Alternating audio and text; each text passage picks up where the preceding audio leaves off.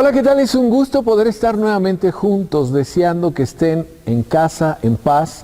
Todos los niños tranquilos, se han vuelto muy trabajadores porque tienen que hacer sus tareas y atender a las clases en la mañana, en la tarde hacer sus tareas y todavía estar al pendiente de muchas cosas que hay que hacer en el hogar. Los felicito, niños, están haciendo un trabajo excelente. Papá y mamá, sigamos adelante porque Dios está teniéndonos en el hueco de su mano y sabemos que los tiempos buenos están por venir y se están acercando. Hoy estoy muy contento porque precisamente este domingo ya tenemos nuestra filmación en vivo en Viento Recio. Quiero decirles a todos los que pueden asistir que son mayores de 18 a 60 años de edad. Las personas que tienen más de 60 años de edad, esta filmación es especialmente para ustedes. Las personas que tienen menos de 18 años, también esta filmación, aunado con lo que es el Club Saetas que vendrá después de esta filmación y aunado a las reuniones que nos está dando aquí, que es el programa para los niños, ese es para ustedes. Así es de que es muy importante que nosotros podamos entender que todos tenemos cabida en Viento Recio y todos tenemos algo que oír, algo que ver y algo que aprender. No hay una sola persona que no tenga la oportunidad de aprender, de oír y de disfrutar la enseñanza. Así es de que esta enseñanza es para todos los que no pueden estar en Viento Recio, creyendo que Dios va a hacer la obra. Y si tú puedes estar en Viento Recio, te recordamos que tenemos todo lo correcto, las señales, el líquido para lavarnos las manos, las caretas, la alabanza ya va a estar aquí y el lugar se va a llenar. El domingo pasado hicimos una prueba con todas las personas de los ministerios congregacionales que estuvieron aquí y tuvimos la oportunidad de escuchar la palabra, de ver que todo estuviera funcionando. Estuvimos escuchando también sugerencias para que todo estuviera perfectamente en orden y perfectamente lleno de la presencia de Dios. Yo estoy feliz porque puedo compartir aquí, puedo ver la grandeza de Dios con este auditorio tan maravilloso que el Señor nos ha dado y pues nos da muchísimo gusto. Hoy quiero hablar sobre un tema que creo que les va a ayudar mucho en este tiempo en el que nosotros nos encontramos.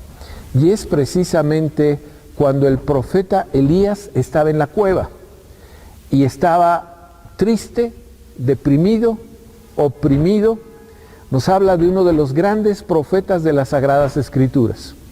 Nos deja ver que él también se deprimía y él también se ponía triste a pesar de la relación que tenía con el Señor.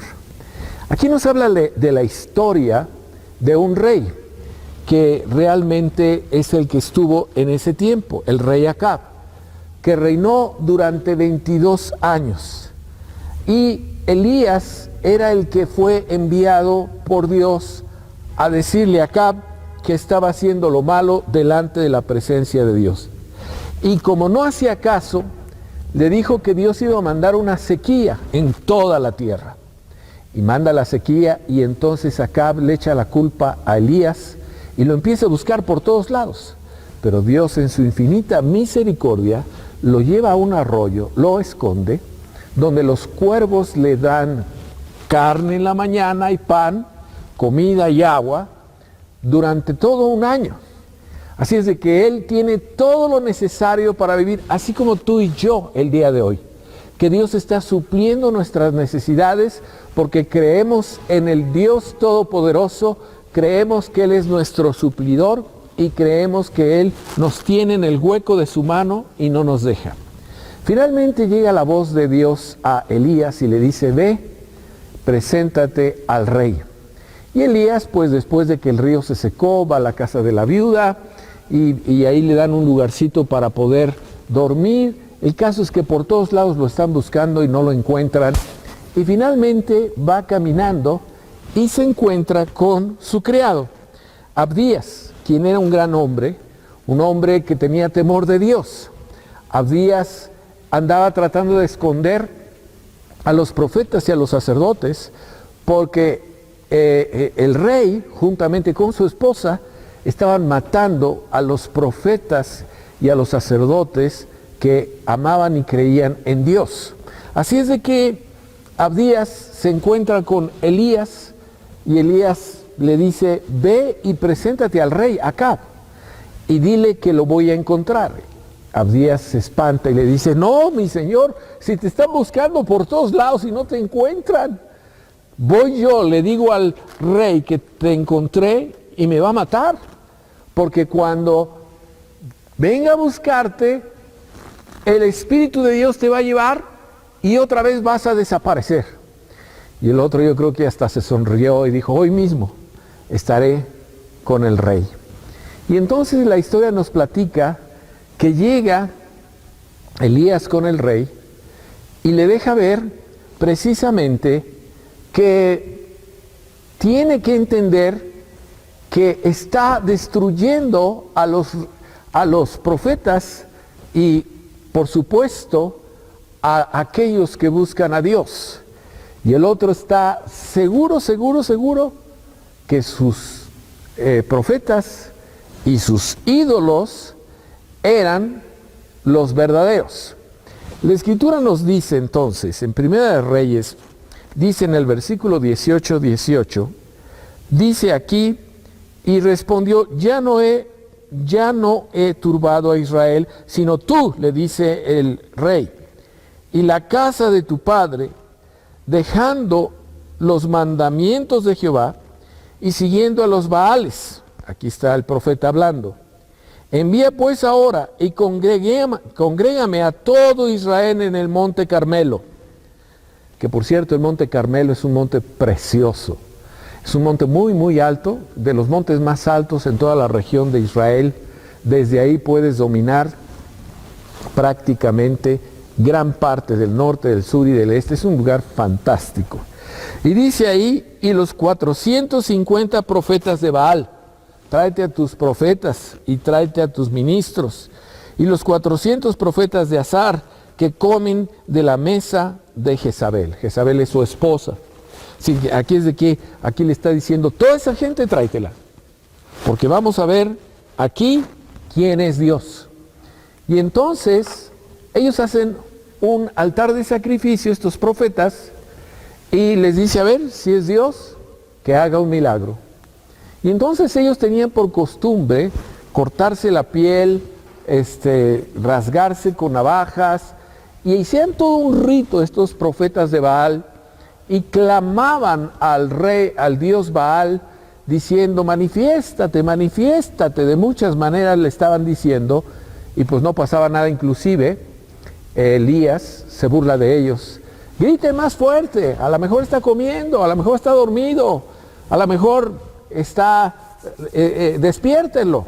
Y no pasa nada. Finalmente llega el punto donde ahora le toca a Elías. Ahora recordemos que Elías pues no tiene gente a su alrededor, no hay gente que le esté echando porras, pero ahí está todo el pueblo. El punto es demostrarle al pueblo quién era Dios.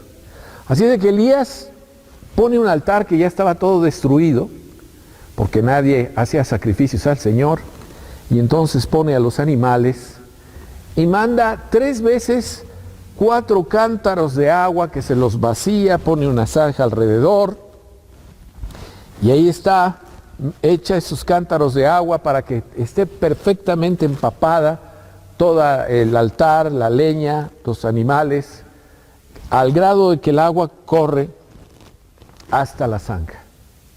Y entonces Elías clama a Dios y le dice: Señor, manifiéstate para que este pueblo sepa quién es Dios. Y la Escritura nos dice que en el versículo 21, y acercándose Elías a todo el pueblo, dijo: ¿hasta cuándo claudicaréis vosotros entre 2 pensamientos?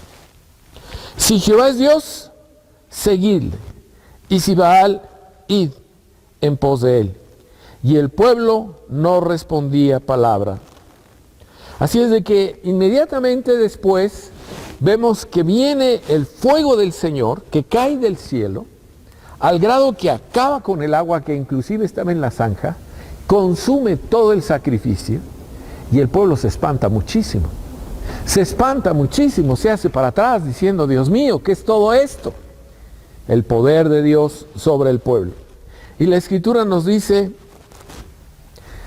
que él empieza a clamar, dice, Jehová, respóndeme para que conozca a este pueblo que tú, oh Jehová, eres Dios, y que tú vuelves a ti el corazón de ellos.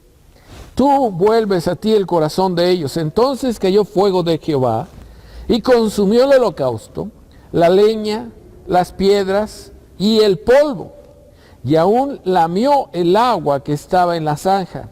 Viéndolo todo, el pueblo se postraron y dijeron, Jehová es Dios, Jehová es Dios, Jehová es Dios, Jehová es Dios.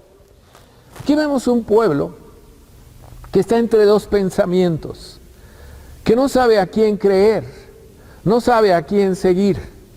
Pero la Escritura nos habla que el profeta pide al Señor y el milagro sobrenatural hace que el pueblo crea en Dios. Ahora, no es cualquier milagro sobrenatural, es un gran milagro en la montaña donde está el cerro del Carmelo, y ahí vemos cómo Dios actuó, y entonces todo el pueblo comenzó a clamar al Señor. Agarran a los sacerdotes y a los falsos profetas, y entonces Elías los mata. Y una vez que los mata, le dice a el rey, regrésate a tu casa, come bien y tápate y cúbrete, porque viene una lluvia como un huracán. Y bueno, la sequía era tal que ya no pensaban que iba a volver a llover. Y entonces el profeta le dice a su siervo, y le dice, mira, ve, mientras que yo oro, ve, imagínate el cuadro, está el profeta por acá, orando, hincado, buscando la presencia de Dios, y está el siervo por acá, viendo, porque el profeta le dice, ve si viene una nube, y pues el cielo está totalmente despejado, no hay nada, no pasa nada. Y el profeta orando, y le pregunta, ¿viene la lluvia? Y dice, pues por allá veo una nubecita, como la palma de mi mano. Y entonces el profeta, con una fe extraordinaria, le dice, vámonos, vete a refugiar, porque ahí viene el agua, y ahí viene con toda su fuerza. Y efectivamente cae una lluvia torrencial que llena toda la tierra del agua que ellos necesitaban. Y una vez más, con este milagro, el pueblo pudo volver a decir, Jehová es Dios, Jehová es Dios, Jehová es Dios. Y llega el rey Acab a su casa, espantado, admirado, y le dice a Jezabel, su esposa, y le dice, mira lo que pasa, y le platica todo lo que pasó. Y Jezabel se enfurece, porque había matado a sus profetas y había quitado la creencia de que estos eran sus dioses que los habían sacado de Egipto y a quienes veneraban y seguían. Así de que Jezabel juró, dice, si mañana a esta hora no matáramos a Elías, Elías va a ser asesinado o va a ser decapitado como estos hombres. Ahora, todo esto, después de que bajaron del cerro, llegó a los oídos de Elías. Y la Escritura nos dice aquí que después de este acontecimiento, Elías se pone triste. Elías como que le cae una opresión y una depresión. Se siente solo, porque él mismo dice, yo solo estoy aquí. Ok, gran milagro. Es el milagro más grande que podemos ver en el Antiguo Testamento, o de los más grandes. Y le da miedo. Dice, me van a matar. Después de todo lo que yo he hecho. Porque Dios me lo pidió. Me van a matar. Van a acabar con mi vida. Y entra en una depresión. Cuando uno está en una depresión no quiere saber de nadie. no quiere trabajar, no quiere comer y está desolado. Así es de que vemos a un Elías prácticamente derrotado. Y la Escritura nos dice, tristemente, que él va y se refugia en una cueva. Primero nos dice en el versículo 5, capítulo 19, y echándose debajo del enebro, se quedó dormido. Es una de las características de una persona triste, deprimida, que no tiene recursos, que no tiene lo suficiente para vivir como quisiera.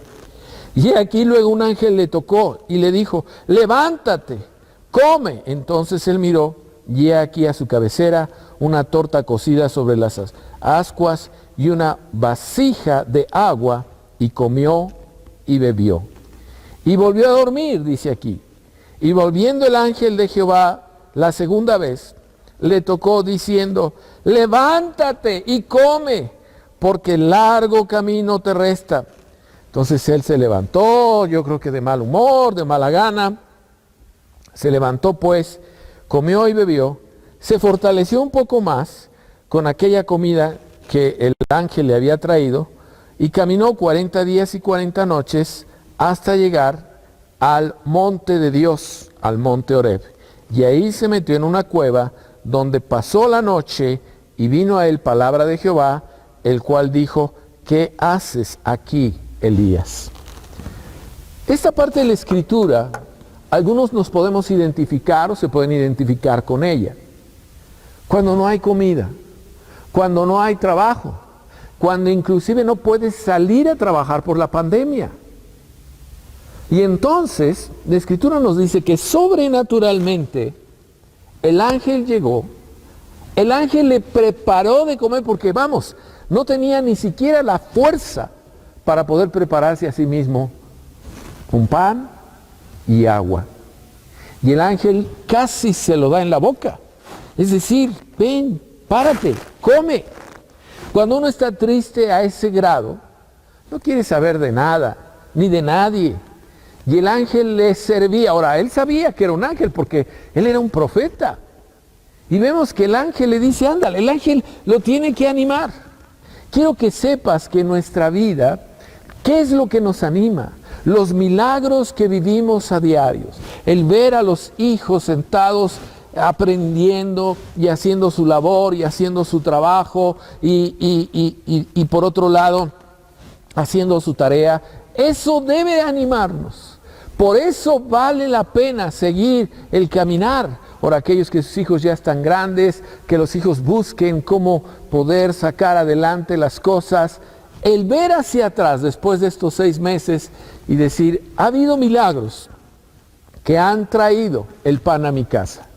Ha habido milagros de personas que me han ayudado, de personas que me han prestado, de personas que me han consolado para traer el pan a mi casa. Es el equivalente a ese ángel que llegó a tu casa. Familia, no se te olvide que hay un ángel en tu hogar que está buscando la manera de que tú puedas tener lo suficiente para poder vivir tranquilamente. Ahora, qué importante es que nosotros entendamos que el ángel le dice, levántate y vete al monte de Dios, el monte Horeb. Ahora, el monte de Dios es el mismo monte donde Moisés se encontró con Dios. Cuando estaba buscando uno de sus animalitos, estaba preocupado porque estaba a punto de perder un animalito, y vemos que está la zarza ardiendo y no se consume. Y cuando se acerca la zarza, Dios le habla a Moisés y le dice que libere a su pueblo. Y Moisés empieza un diálogo y le pregunta, ¿quién eres, Señor? Yo soy el que soy. Y aquí tenemos un cuadro un poco diferente en el mismo monte, pero en una de las cuevas que había ahí, no cualquier cueva, la cueva de Horeb. Y ahí estaba escondido. Era un lugar donde seguramente él había orado anteriormente, donde buscaba a Dios, donde fue a refugiarse. Y se fue a refugiar porque el ángel le dijo, espera aquí hasta que venga el Señor y pase por aquí. Y entonces él se esperó. Pero yo pienso que él estaba triste, que él estaba deprimido, que él estaba oprimido. Y el ángel trataba de levantarlo, y cuando llega a este lugar, él se queda en este lugar. Y la historia nos dice aquí que él está esperando que el Señor pase, y nos dice con claridad en la Escritura, y ahí se metió en una cueva, donde pasó la noche, y vino a él la palabra de Jehová, el cual le dijo: ¿qué haces aquí, Elías? ¿Qué haces en este lugar? Él respondió: he sentido un vivo celo por Jehová, Dios de los ejércitos, porque los hijos de Israel han dejado tu pacto, han derribado tus altares y han matado a espada a tus profetas. Y solo yo he quedado, y me buscan para quitarme la vida. O sea, hay una razón de la tristeza. Y la razón es, todos los judíos, los que veneraban el nombre de Dios, los que creían en el Señor, se han alejado y han dejado tu pacto. Ya no quieren saber más de ti. Y con esto quiero decirles un poquito más de la historia. Antes de Jezabel y antes de este rey, vemos a un rey que se llamaba Jeroboam, el cual se peleó con Roboam, que fueron descendientes, la siguiente generación después de Salomón, y el rey Salomón. Y la Escritura nos dice que Jeroboam se llevó una gran parte del pueblo de Israel y lo puso como en Israel. Así es de que en 1 Reyes 12:28 dice: y habiendo tenido consejo, hizo el rey 2 becerros de oro. Buscó una estrategia. ¿Cómo puedo atraer al pueblo de Israel hacia mí? Porque ya estaban divididos, los de Judá, que decidieron seguir a Roboam, y los que ahora estaban en Israel, que estaban decidiendo seguir a Jeroboam. Espero que me vayan siguiendo.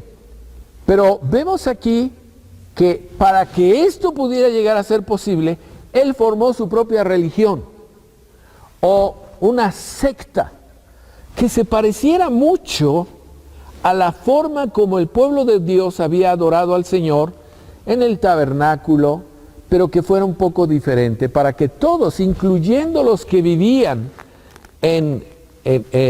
con el pueblo, con Roboam, ahora estuvieran viviendo o se fueran a caminar, a ofrecer su sacrificio en el templo de Jeroboam. Dice la Escritura: habiendo tenido consejo, hizo el rey 2 becerros de oro, y dijo al pueblo: bastante habéis subido a Jerusalén. He aquí tus dioses, oh Israel, los cuales te hicieron subir de la tierra de Egipto. Y esto fue causa de pecado, porque el pueblo iba a adorar delante de uno hasta Dan. Es decir, caminaban muchísimo brecha para poder llegar ahí. Ahora, llegamos a donde está Jezabel. Jezabel tiene la intención exactamente de hacer lo mismo, y lo está haciendo. Por eso tenía 450 profetas y 450 seguidores, o podemos decir sacerdotes, y él está triste, está enojado, después de que vieron el milagro, y todos gritaron que Jehová es Dios, pero él está siendo perseguido. Se mete a la cueva y ahí se queda. Y entonces el Señor le dice básicamente 3 cosas. Primero, el Señor le ordenó, cuando estaba en la cueva: sal y preséntate ante mí en la montaña, porque estoy a punto de pasar por ahí. Como quien dice, te voy a dar una explicación, te voy a dar algo que te va a llenar. Así es de que él permaneció ahí. Y la Escritura nos dice algo muy extraño e interesante. Dice que vino un gran poderoso viento que quebraba las montañas, que tiraba las rocas.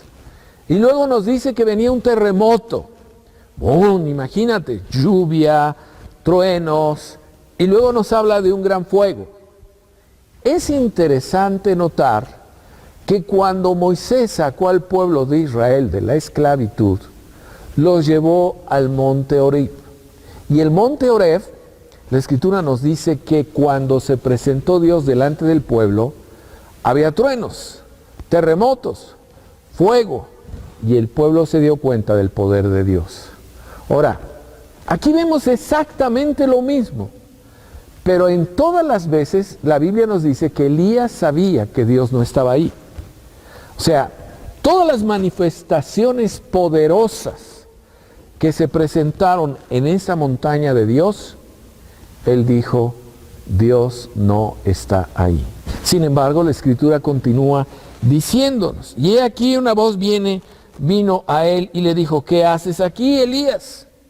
Él respondió, he tenido mucho celo por el Señor, Dios de los ejércitos, porque los hijos de Israel han abandonado tu pacto, han derribado tus altares, han matado a espada a tus profetas. He quedado yo solo buscando mi vida, o protegiendo, y buscan mi vida para quitármela.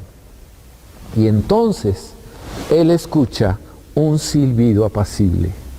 Y hay varias versiones, en una dice un silbido, en otra dice un susurro, en otra dice un sonido apacible. Y la Escritura continúa diciendo, ¿ha desechado Dios a su pueblo? En ninguna manera. Quiero leerles lo que dice Romanos en relación a este suceso, porque Dios le habla. ¿Cuál es el mensaje que Dios le da? Lo tenemos más claro en Romanos 11, versículo 1, donde la Escritura dice, digo pues, hace la pregunta, ¿ha desechado Dios a su pueblo? ¿Por qué? Porque el pueblo anda buscando pretextos y anda buscando cosas para poder desviarse. Y dice aquí, en ninguna manera, porque también yo soy israelita, de la descendencia de Abraham, de la tribu de Benjamín. No ha desechado Dios a su pueblo, al cual desde antes conoció. Dios dando oportunidad nuevamente al pueblo de Dios. Una y otra y otra y otra vez.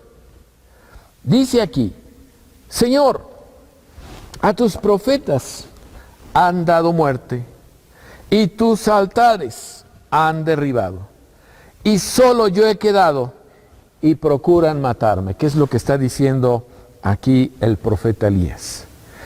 Pero, ¿qué les dice la divina respuesta? La respuesta de Dios es cuando Dios le responde y le habla. Me he reservado 7,000 hombres que no han doblado sus rodillas delante de Baal. Dice, ¿no estás tú solo? Hay 7,000 almas que siguen las pisadas del Señor. Gente que no se ha desviado ni a izquierda ni a derecha, que permanece firme para hacer la voluntad de Dios. Y luego dice aquí, me he reservado hombres que no han doblado rodillas delante de Baal. Así también aún en este tiempo